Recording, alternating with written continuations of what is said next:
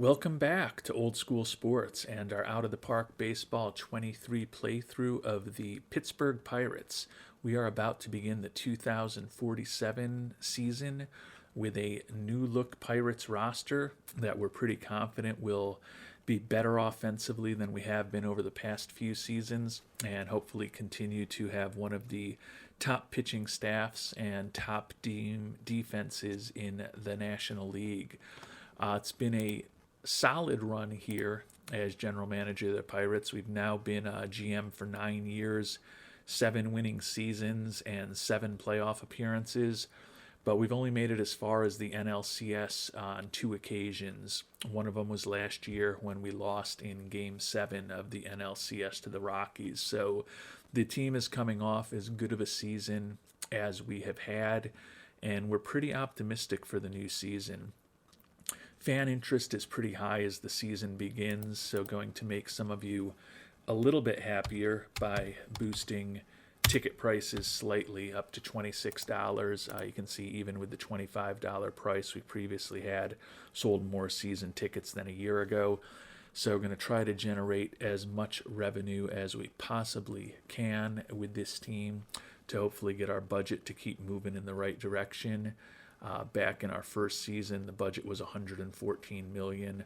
We're up to $164 now. So we have made steady progress on the budgetary front, but still are heading into the season with the 25th highest budget in baseball and the number 23 player payroll. Still expect our pitching to be really good this year. Longoria, Street, and Gonzalez are back as our top 3 starters. Sal Valadez back in the number 5 spot. And Alex Arroyo, who we think can be a big-time pitcher for us, number 13 prospect in baseball, going to be our number 4 starter, was very good in AAA last year, was pretty brutal in a cup of coffee with the team in September, but the hope is that he will be more effective this season and still have a very good bullpen. The new addition there is Chris Colvin, a player who we picked in the 6th round out of Cal State Fullerton last year, made a rapid climb through our organization, and think he can help us out of the back end of the bullpen. But other than that, a lot of familiar names on the pitching staff. The lineup is more different. Made a big trade for Andres Coronel to take over as our starting catcher back with the Cubs on November 21st. I think he can provide us with more offense than we've gotten from the position in the past. You can see he's been a pretty good offensive player 2 of the last 3 years, has a little bit of home run pop, and is very good defensively. Another big addition, the biggest addition, Lupe Zelaya, who we traded away a couple of longtime starters and 3 pretty good prospects for. But Zelaya is a 29-year-old who has put up a 137 OPS plus and a 136 WRC plus over the course of his career. Plugs in for us as a first baseman / DH, a left-handed bat that we think will generate a lot more offense from us or for us this year. The other big addition is Julio Castillo, 23-year-old, number 21 prospect in baseball, was our international free agent signing almost 6 years ago. Hit just 261 in AAA last year, but did have 26 homers and 103 runs driven in. Did not do much, hitting .077 in 39 at-bats with a late-season call-up, so neither him and Arroyo were all that impressive at the major league level at the end of last year, but think that they both have profiles that they should be more effective players for us this year. Castillo's going to slot right in as our starting second baseman against both lefties and righties.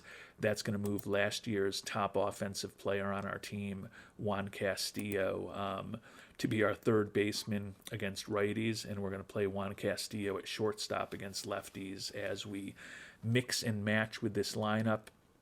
Final new addition to our team is on the injured list right now, Yoshitaro Nakahara, player who came over a few seasons ago from Japan, is wrecked physically, 33 years old, and he's already out with a strained rib cage muscle. We're just being very conservative with him, as it's not going to have a big impact on his hitting or his running, but given that he's so injury prone, just not going to push things with him. Think that he can be a useful left-handed pinch hitter, fourth outfielder for us. He wants and expects to start every day, but that is definitely not our intention with him. But think that he can hopefully be a solid bat for us coming off of the bench. So I think we have the best Pirates team that we've ever had as we start our 10th season with the team this year. We'll find out on the field, and before the season gets started, let's see what the experts think these Pirates are going to do. And I think we're going to finish second in the division to Milwaukee for a second straight year. We were in a big battle with the Brewers last season, not just for the division, but for the best record in baseball for an extended period of time. They ended up beating us by 8 games last year as we really fell apart in the month of September. You can see the projection is for them to beat us by a game this year, and our 96 wins would be the second best record in baseball behind only the Brewers. So hopefully we won't have a scenario similar to last year where we have a great year on the field and have to play in a wild card series. But clearly we're going to need to get by that tough Brewers squad to be able to earn a first round bye. Looking at potential big hitters for the year, Zelaya, the new addition, at least through this simulation, did exactly what we'd love to see from him, with a 300 average, over 30 homers, and close to 100 ribbies. And the expectations are that Gonzalez, Street, Arroyo, and Longoria all have big pitching years for us. If we can have any semblance of those guys all going out and pitching 29, 31, 33, 34 games and stay healthy, particularly Longoria, feel pretty confident that we'll have a big year this year if we get those type of pitching performances from our top 4 starters. So as I've said, I think this is the best team we've put together. I think we should definitely be able to score more runs than we did a year ago. I think our pitching is still very good. And I'm optimistic about how this season's going to go, and it's time to start finding out how it actually will go. And we started off the season in the month of March with a 4-game set at home against the hated Brewers. We split it 2-2, so we're both half a game behind in the division, but the 2 top teams, I guess that's an advantage for Milwaukee since those were home games for us. Taking a look at the schedule, not sure whether we will see them again in the month of April. It looks like we do have 3 more with Milwaukee coming up in mid-April when we're going to be headed north to Wisconsin. So hopefully we'll do well in those games. Would love to take the series from them, but obviously a lot of baseball for us to play before we face the Brewers for a second time in this young season.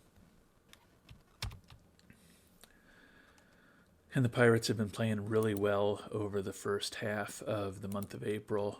You can see we just had a long 6-game winning streak snapped by the Cubs yesterday, but still a pretty successful start to the season, 11-6 record. Unfortunately, the Brewers also playing incredibly well. We are tied with them atop the division at 11-6, so it looks like it's going to be another season-long battle for not just the NL Central, but quite possibly the best record in the National League and quite possibly the best record in baseball between the Brewers and the Pirates here in 2047. And you can see we have gotten some good offensive performances to start the year. Alex Ruacho, obviously a small sample size, but hitting .431 and 51 at-bats. Ruacho and the newcomer Lupe Zelaya, who's hitting .320 with 4 home runs, first and third in OPS. Ruacho leading in batter WAR.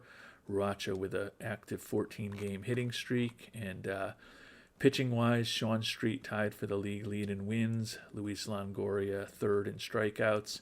And Greg Gaylord tied for the league lead in saves as he takes over as our closer once again for Ricky Rios. So nice start to the season from the Pirates. We do have Nakahara back from the injured list at this point. So we sent Joel Fields down to AAA to make space for him. But the team is healthy right now. Let's hope that we can stay that way and keep stringing some wins together. And if you were paying close attention in a previous episode, you may remember that we had picked up Alex Contreras in the Rule 5 draft, player coming off of a pretty serious injury. He's now going to be out at least another 3 months, has had a setback from that torn flexor tendon.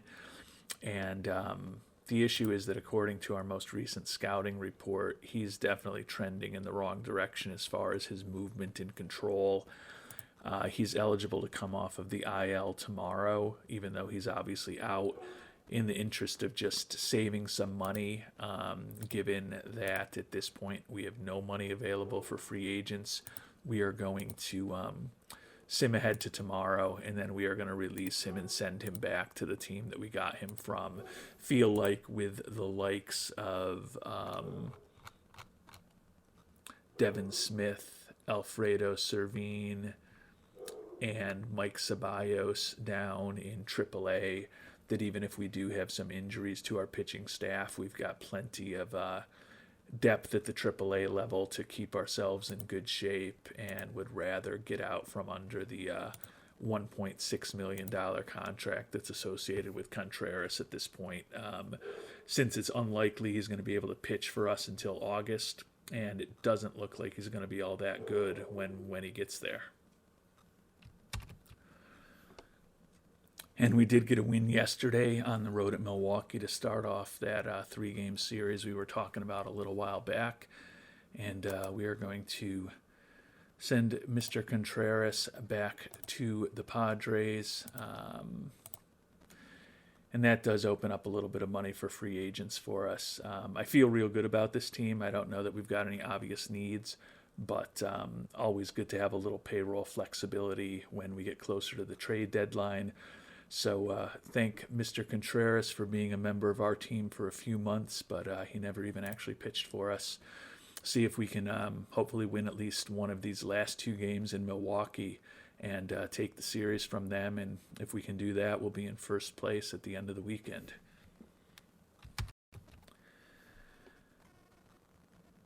And we did end up taking 2 out of 3 in Milwaukee, although we lost Game 3 as we were going for the sweep. But you can see it's been a fantastic month of April so far here for the Pirates. We are 16-7 on the season right now. Still in an epic battle with Milwaukee and St. Louis. Milwaukee now 3.5 back. St. Louis 3 behind us. Our former longtime nemesis in the division, who in recent years has been replaced by the Brewers. But both of those teams are still chasing us. But with the great start to the season, the Pirates right now are boasting not just the best record in the NL Central, but the best record in baseball. And some good news and bad news coming out of that series for Arturo Arellano, our young center fielder. Was player of the week, hit .500 with 4 homers and 10 ribbies last week. But he's also going to be day-to-day for 3 days with a sore back. So we will try to give him a little rest and hope that doesn't have any long-term impact on his availability for our lineup.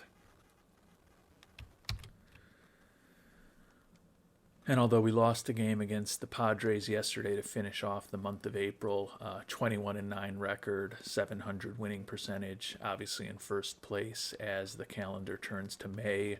So a very successful April for the Pirates. Newcomer Julio Castillo, even though he did not hit much when he came up last year, .308 batting average with 8 homers and 25 runs batted in to win the National League Rookie of the Month award. Those are his full season totals. You can see .314 with 8 homers and 24 ribbies in the month of April. So that was good to see. Interestingly, we have gotten Luis Longoria, who has been our ace for the last several years. We've used a 90 pitch count and an aggressive tiredness hook to keep him healthy, even though he's been fragile. 1-1 this year with a 4.25 ERA, and he's asking us about a new contract. I can't imagine how much the money's going to be. Yeah, looking for an average of $26.5 million a year for 7 years. He's going to be 30 by the time next season starts. Probably will be time for us to move on from him, unfortunately, but feel like we got the best value out of him possible, getting him through all of his arbitration seasons. But that will be a big hole for us to fill in our pitching staff next year, without a doubt. Hopefully we can get a healthy year from him this year and a long postseason run before he goes off and signs with the Yankees or the Dodgers or the Red Sox or the Mets or the Cubs or the Cardinals for big money. In taking a look at our team statistics, we've made a ton of progress in runs scored, third in the National League in runs scored, and we're first in runs allowed. So our starter ERA of 4.36, definitely weaker than it had been over the past few seasons. We've generally been in the top handful of categories in just about everything in pitching and defense the last couple years. You can see the defense not as great this year either, in a small sample size, but still pretty effective pitching overall, and a very good offense. And the result of that is a 21-9 record, which I assume is still the best in baseball. I would be surprised if there's anyone else with a 700 winning percentage. Yeah. So a great start to the Pirates, even though we're still only up 2 on the Brewers and 6 on the Cardinals. The Brewers in particular figure to be chasing us all season long. If you're looking closely, you can see a couple of our former players. Angel Aguilar with the Pirates having another monster year with the Angels. And a guy we traded away when we were general manager of the Kansas City Royals, Maxime De La Cruz, raking at a 378 clip for the Phillies this year. But Lupe Zelaya, new addition, is still third in the league in OPS. Doing more than we could have ever hoped for with the addition of him into the lineup, hitting 343 with 9 homers and 24 ribbies through his first 105 at-bats with the Pirates organization. So he is off to a fantastic start for us. Longoria is second in the league in strikeouts. As far as the pitchers, check in on a couple of the other new additions at this point in the lineup. Nakahara hitting 354 with 5 homers and 65 at-bats. So he's similar to Zelaya, done everything we could have possibly hoped for from him. We've already talked about Julio Castillo, the rookie, and Andres Coronel, our new catcher, hitting 275 with 2 home runs. Would have expected maybe a little more power, but that 275 average is a lot more offense that we've been getting from catcher in recent years. With his really good glove, his brilliant arm, and his Iron Man injury proneness, think that he stands to be a big contributor for us. Taking a look at the pitching staff, the top 2 guys, Longoria and Street, not doing quite as well as Gonzalez and the rookie Arroyo, who's 2-2 with a 3.38 ERA. Sal Valadez has not been great, 2-3 record with a 6.09 ERA. Hate to think about moving him out of the rotation, but keep in mind that we still have Devin Smith lurking in AAA, and Smith is 2-2 with a 3.70 ERA, so has not made any progress on his control yet. May keep the number 93 prospect in baseball down there a little bit longer. If we have an injury, obviously he will be the guy to come up almost certainly. And now that we've made it to May, we've gotten an extra year of service time potentially with him under our control, more accurately, by manipulating his service time. So he is pretty much ready to come whenever we need him. Juan Bin Daoud having a bit of an off year, but you can see our bullpen has still been excellent. Our closer hasn't allowed an earned run in 16 innings pitched and has 8 saves. It's Valadez and Bin Daoud who have been the only real big-time underperformers so far this year, and not really willing to move one of them out of their spots right. Chris Colvin would be the logical guy to send down, the rookie, but he's been solid. 1 win and 2 losses, which isn't great, but a 2.92 ERA over 12 and a third innings pitched. If he was underperforming, it would make it really easy to bring Devin Smith up right now. But at this point, I think we'll continue to give Valadez at least another couple starts before potentially moving him out of the rotation. And I don't know if Bin Daoud has any options left. Nah, he's out of option years now. So those guys have been around a few seasons now at the major league level, and been back and forth in the case of Bin Daoud earlier in his career between the minors. So Colvin is the guy that we would need to dump back into AAA if we want to bring Devin Smith up.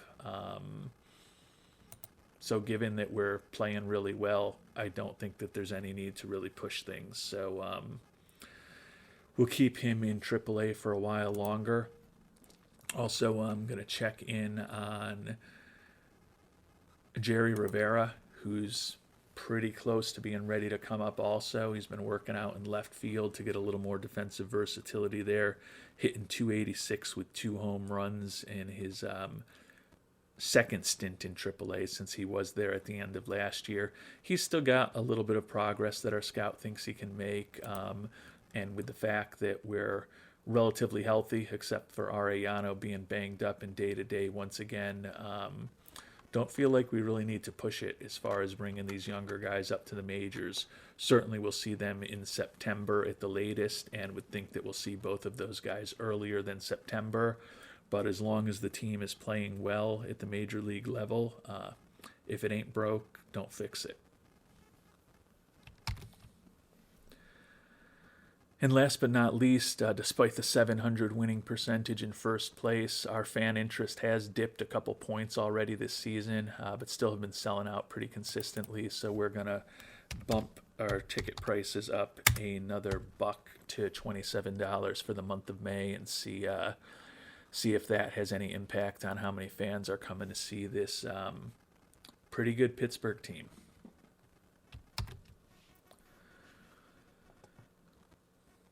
Team lost a few games in a row here at the start of May, still in first place, but getting to be a tougher battle, only up a game on Milwaukee at this point as they are playing better, and the Cardinals lurking 4.5 back. Bobby Gonzalez, who's been with us, I don't know if it was since the start of this, since our second season in 2039, looking for an extension at the age of 36, going to be 37 in about 3 weeks. Looking for around $9 million a year, which is more than we've paid him. He's kind of taken a hometown discount over the years to stay in Pittsburgh. We'll see how the season goes. He is an Iron Man. I think he is a guy who probably will be pretty effective into his late 30s.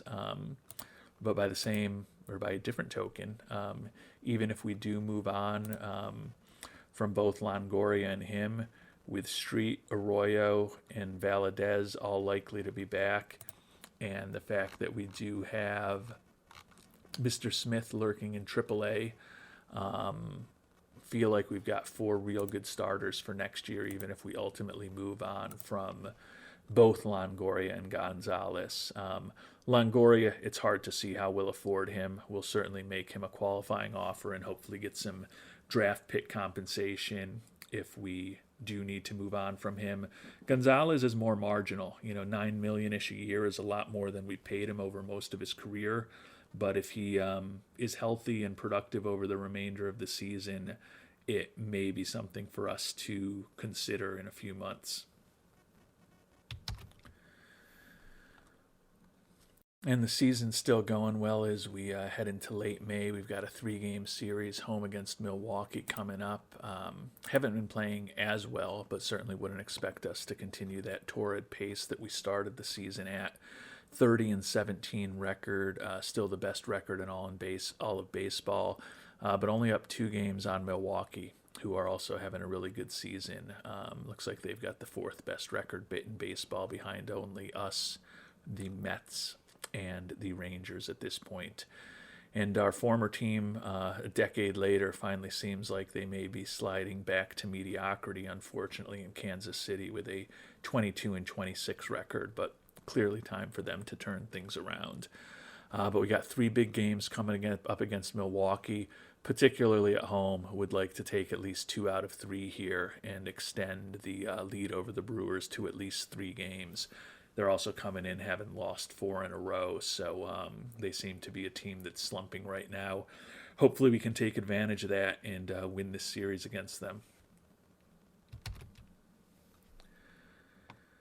And we did win the series against the Brewers, did it the hard way after losing the first game, came back to win the second 13-3, and then 3-1 yesterday. So 3 games up on the Brewers as we near the end of the month of May.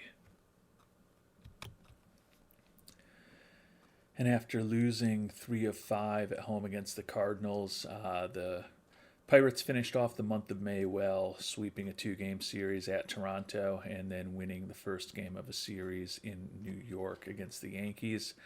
So as the calendar moves to the month of June, Pirates at 37-21 still have the best record in baseball.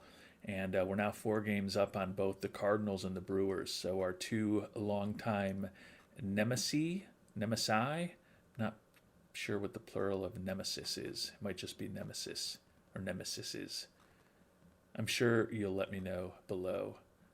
But regardless, up 4 on both the Cardinals and the Brewers. Best record in baseball. Team is playing well. The rookie Alex Arroyo is now 3rd in the National League in ERA, 5-3 record, 2.97 ERA. Sean Street 3rd in wins. Greg Gaylord 2nd in saves. Take a quick look at the reports to see how we're doing overall in team statistics. And runs scored, we are still 3rd. Runs allowed, we are 2nd. So a really nice combination of both offense and pitching thus far this year. Record did slip to 16-12 in the month of May, but a .571 winning percentage is still pretty solid. Hopefully we can do a little bit better than that in the month of June and head into the All-Star break in really good shape. Would be nice if we can start to open up a high single-digit games lead on the Cardinals and the Brewers. Would be nice if we didn't have to expend the mental and physical energy on another tough battle in the NL Central this year. But we'll see what happens.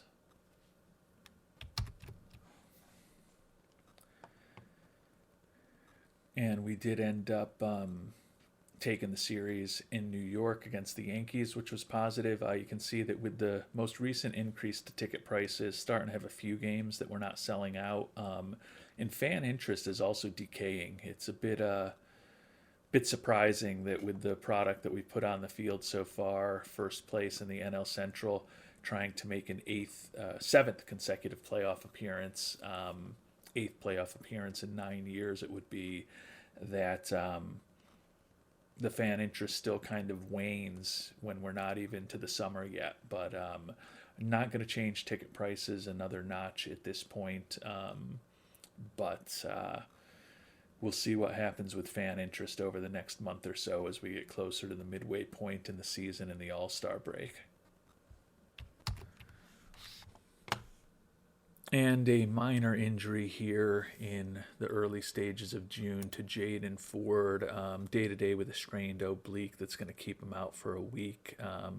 He's the minor league free agent signing we made about a year and a half ago at this point. Spent all last year in AAA for us, and he made the roster as a utility infielder for us coming out of spring training when we wanted to give Rivera some more seasoning in AAA.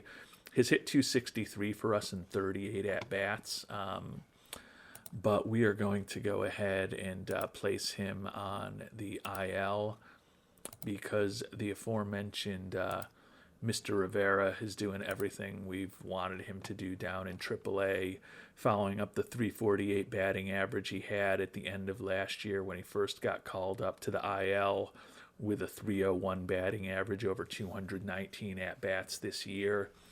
He's been working on getting his ability to play left and right field up. He can also play first, second, and third. I don't think he's got a lot more to prove in AAA, and he's now on June 9th. Certainly been down there long enough that we'll get an extra year of control for him. So we're certainly not going to force him to be our starting right fielder in the major leagues, but we are going to bring Mr. Rivera up and try to get him some pretty regular playing time at the major league level. Think he can be another big bat to help this team keep our offense rolling the way that it has so far this year. The interesting thing is that with the additions of Nakahara and Julio Castillo and Zelaya, that our former number one overall pick, Henry Gonzalez, is not even a regular player for us anymore. You can see he's only started 29 games this year, and he's hitting just 207 with 6 homers and 116 at-bats. So the power is actually more than we've seen from him in several years, but the batting average is pretty brutal. He's still expected to make over $11 million in arbitration next year. He is a guy that we definitely may be looking to finally move on from. But I would think with the addition of Rivera, playing time for Gonzalez is going to get even more difficult to come by.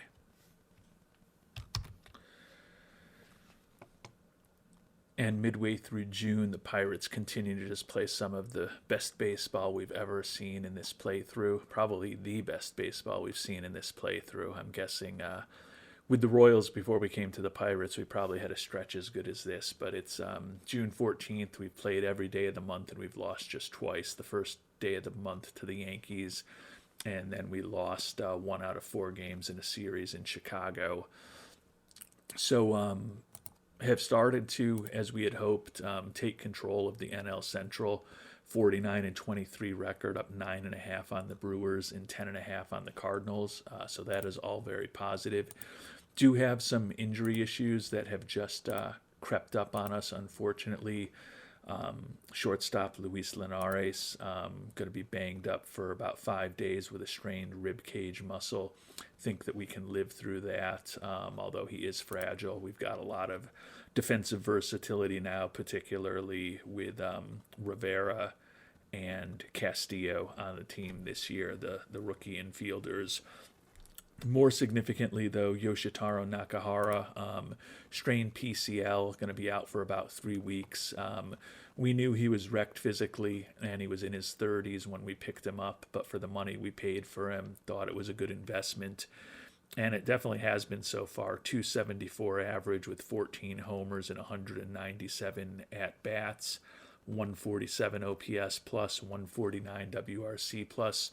Obviously, we'll be sending Nakahara to the IL. Hopefully it won't become a long-term injury for him. That will allow the likes of Gonzalez and Calez to hopefully get a little more playing time. And it will also allow us to bring another infielder back up, Joel Fields, who was really hitting pretty well in AAA, 320 average and 20 homers and 222 at-bats. So an embarrassment of riches in the outfield for the Pirates right now. Hopefully benching Linares for the next 5 days will allow him to get over that injury. And as I said, stinks that we are not going to have Mr. Nakahara for probably the rest of the month into July. But with the fact that we have Fields, Gonzalez, and Calez, who are all getting little playing time in the majors in the terms of Calez and Gonzalez, and no playing time in the majors in the case of Fields since he was down in AAA, hopefully can get at least 2 of those 3 guys some more at-bats now that Nakahara is banged up for a few weeks.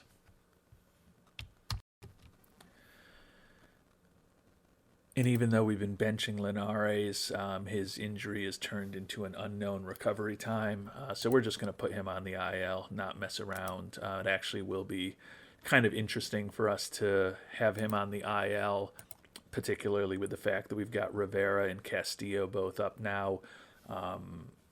It'll kind of potentially let us know what our starting lineup could look like next year.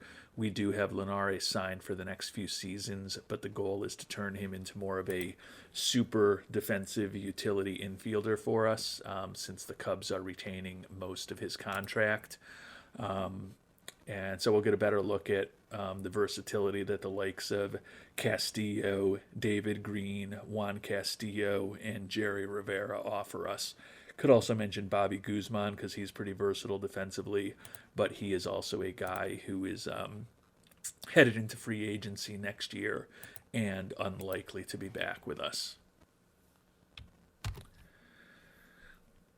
And I had mentioned Danny Calez a bit back, that he wasn't getting a ton of playing time and thought he might benefit from the injury. And all he did was win the NL Player of the Week, hit 500, 3 home runs, 8 ribbies. You can see for the year he's hitting 296 with 8 home runs and 115 at-bats. Soon to be 25-year-old is definitely establishing himself as a major league player at this point, and will potentially make it even easier for us to move on from the former number 1 overall pick in Henry Gonzalez if Calez continues to hit the way that he has so far.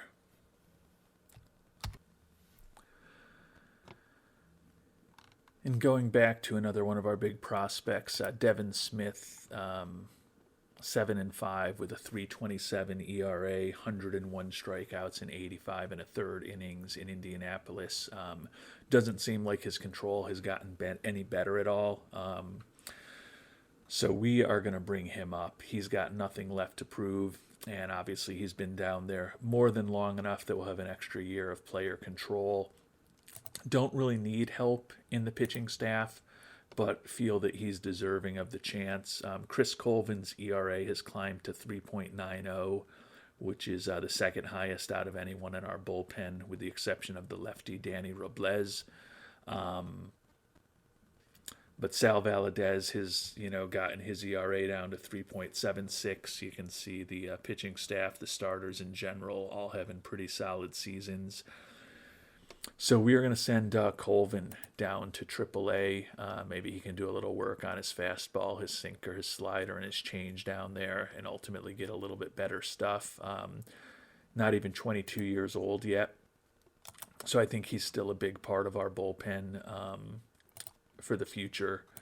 But there's just no need to keep Devin Smith down any longer, and want to start getting him some major league seasoning.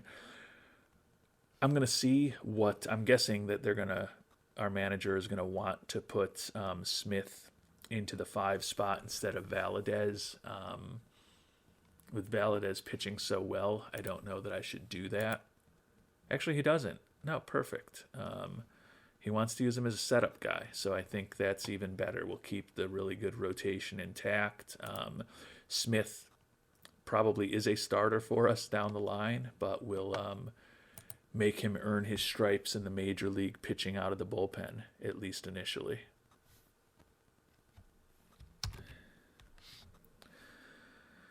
And Luis Linares is now ready to come off of the IL, so I think that means it is time for us to part with Jaden Ford. Rivera has not been great since he came up, hitting 236 and 55 at-bats. But I just don't think he's got much left to prove in AAA after hitting 348 and 301 over parts of the last 2 seasons at that level.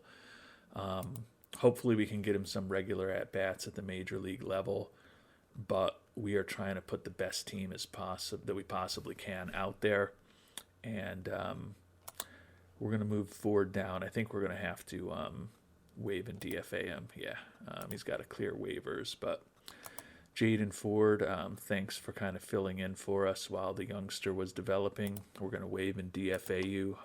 We may need you again down the line, so hopefully nobody picks you up. But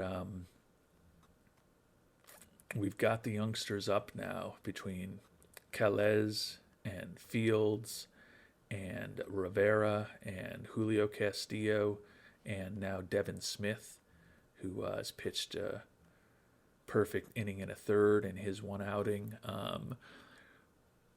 Going to have some decisions to make with the likes of Fields potentially, and possibly Jerry Rivera once Nakahara is ready to come back in 1 to 2 weeks. But feel that the big investments that we've been making over the past close to decade in terms of our scouting and our player development are really beginning to pay off with the embarrassment of riches that we have in first, second, and third year players who are really big contributors to this 55 and 26 team here in 2047. And we've made it to our midseason evaluation with Old Man Nutting with a 56 and 26 record. Obviously, he's very excited by how the team has performed. Happy that we brought on Lupe Zelaya at first base, hitting .314 with 22 homers and 61 ribbies. Wants us to extend Bobby Gonzalez, as we've talked about. I'm still torn on that. Actually, his demands have come down a bit to around $7 million a year. We've got time to do that, to think about that. Loves that Zelaya is popular, so he's satisfied with us overall. I would expect to be more than satisfied, quite honestly, with a 56 and 26 record here at the end of June. Up 9.5 on the Brewers, 12.5 on the Cardinals. 683 winning percentage that we've put forth is easily the best in baseball. The Red Sox have the second best record at 49 and 33, so we're even 7 games better than them. So everything is going really well.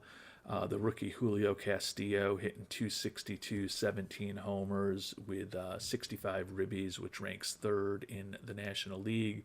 Zelaya second in OPS. Zelaya third in batter WAR. Longoria second in ERA. Sean Street second in wins. Longoria third in strikeouts, and Greg Gaylord third in saves. So a lot of big seasons thus far for the Pirates as we near the end of the month of June. The big hope is to not have any significant injuries. Somehow fan interest continues to weaken despite this legendary season, or potentially legendary season, that we're in the midst of right now. It is what it is on that front. Not going to jack up prices any further. Still in a position where we're going to generate a lot more revenue than we did last year, which would be very positive. And as we finish up June and near the end of this episode, Nakahara's recovery still unclear. Maybe he'll be ready in a week or two. As I just talked about, we've got so many outfielders that even though he's done everything we would have hoped since he came over with 14 homers and 197 at-bats, we don't really need him for the regular season. The main thing is to have the guy healthy for the playoffs. Lupe Zelaya, player of the week and also the player of the month, so he's been another huge addition. 319 average, 24 homers, 65 ribbies. Has just been a huge addition to the team. Taking a look at the team statistics, had another excellent month in June with a 20-9 record. We're now first in the National League in runs scored, and we're tied for second in runs allowed. So you can see we are first in almost every offensive category at this point. Our pitching is still excellent. Our defense, I guess, is kind of the weakness. But we are 57 and 30. And we're only up 7 on the Brewers now. They've closed the gap a little bit on us over the past week or so. The Brewers tied with the Rangers and the Yankees for the second best record in baseball. So once again, it's quite possible that an NL Central team is going to have one of the best records in baseball and have to play in a wild card series. We've lost 4 in a row. The Brewers have won 3 in a row, which have allowed them to close that gap on us. But hopefully, if there is a team that suffers that difficult fate this season, it won't be us. Here, 87 games into the year, the goal is absolutely to not just win the NL Central, but also have the best record in baseball and home field advantage for as long as we're alive in the playoffs. Taking a look at our top performers, a little more than midway through the season, Longoria 7-4 with a 3.33 ERA. He's still been talking to us about an extension. Just don't think that there's any way we can do it. Would love to have him back, obviously, but still looking for about $26.5 million a year. That will not work for Pittsburgh. Sean Street, 11-2 with a 4.11 ERA. His arbitration number is going to be getting pretty big, $9 million next year. He used to be willing to talk a longer-term deal with us. Doesn't look like that's on the top of his list now. Bobby Gonzalez, we've also got to think about what to do with him, but 7-3, 386.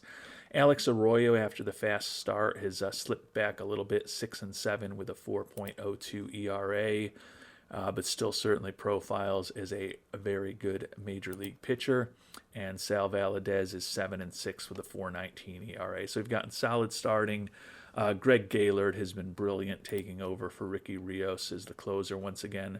4-0 record, 21 saves, and a minuscule 0.24 earned run average thus far this season. Devin Smith has just pitched that inning and a third for us, so would like to see him getting some more action eventually. The youngster, haven't needed him too much recently. Juan Bin Daoud, 3.60 ERA, Astorga, 2.93, Ethan Mingo, 3.75, Mike Wright, 3.77, Danny Robles, the weakest of the bunch, with a 4.76 ERA for the left-handed specialist. So the pitching has been good. Switching over to the lineup, it has been a big year for us. Zelaya with a 4 WAR. We've talked about him plenty, up to 24 homers and 65 ribbies.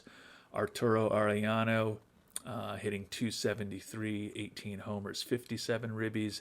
Danny Calez with the 13 homers and 44 ribbies in just 151 at-bats. Yes, clearly he is on a hot streak. Alex Ruacho, right fielder, hitting 281 with 9 dingers. Julio Castillo, the rookie, 254, 1766. Luis Linares hitting 290 as a shortstop for us. Andres Coronel, the new catcher, 284 batting average with 5 homers. Bobby Guzman hitting 280 with limited power. Juan Castillo, a bit of a off year for him, hitting 257 with 5 homers. He has been a guy that has kind of had to play all over the field defensively for us. You can see he started 55 games at second, 10 at third, 15 at shortstop. Don't know if the lack of knowing where he's going to be playing in the field every day is having a little bit of an impact on his bat, but hopefully he'll have a better second half than his first half.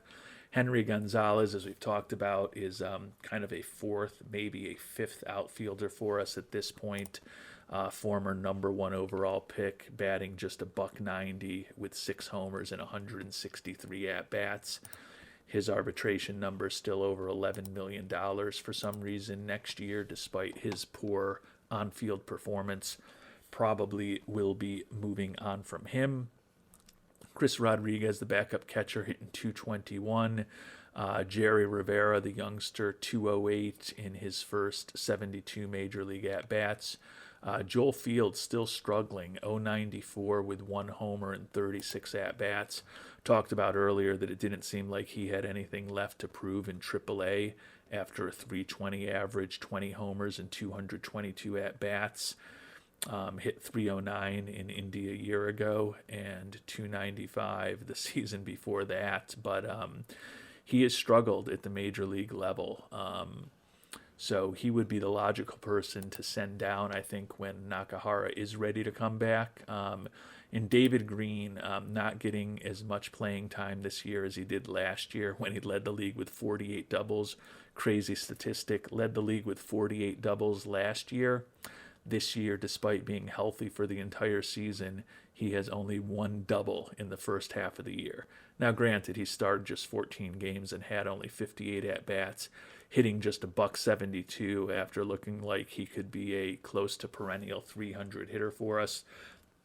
Still like his defensive versatility, still like his contact bat, but with the fact that we have the youngsters like Julio Castillo and Jerry Rivera taking more and more playing time, David Green is kind of settling into the role that we thought he would be in when we drafted him, which was kind of a super utility guy rather than an everyday player like he was last season. So it has been a great start to the season for the Pirates. Can't ask for anything more. Really just hoping the team remains healthy at this point.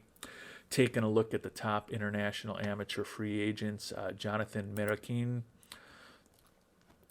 Looks like a really interesting prospect. He's not a shortstop at the major league level. Could definitely play second base, although you'd prefer he be a little better defensively there. But good work ethic, and looks like he could have a really special bat. And he's not even 16 years old yet. Going to be hard for us to say no to him. Edward Mata we also like, but he's not as good as Mirakin.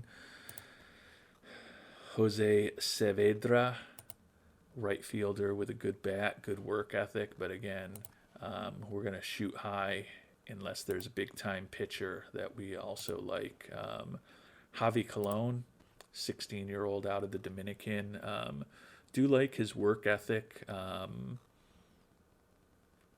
Only a 3-pitch guy, but if he develops that cutter, slider, and splitter, looks like he could be an interesting starter. Also just barely 16 years old, like him also, but we are going to try to go big and make an offer to the 15-year-old Venezuelan Jonathan Mirakin. He's looking for $5 million.